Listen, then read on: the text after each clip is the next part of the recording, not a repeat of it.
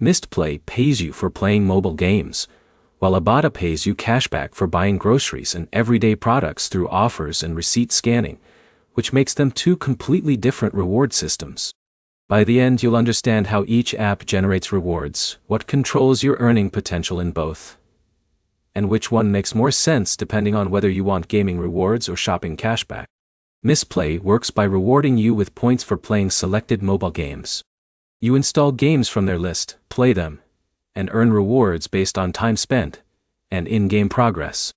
Your earnings depend on how many games are available in your region and how long those games continue giving rewards. Ibotta works by giving you cashback on eligible purchases. You activate offers before shopping, then upload receipts or link a store account, so the app can verify what you bought and credit rewards. Mistplay is limited by game availability. If there are fewer active games or if you finish the high reward stages of a game, your earning speed naturally slows down. Ibotta is limited by what you buy. You only earn when your receipts include items with active offers, which means your rewards depend heavily on your normal shopping habits and which promotions are available. Mistplay is better for users who want to earn through entertainment without spending money. You just play games and slowly accumulate rewards over time. Ibotta is better for users who already shop regularly and want cashback on purchases they were already planning to make. Another key difference is consistency. Mistplay earnings build gradually as long as you keep playing games. Ibotta earnings depend on how often you shop and how many active offers match your purchases. Time investment also differs.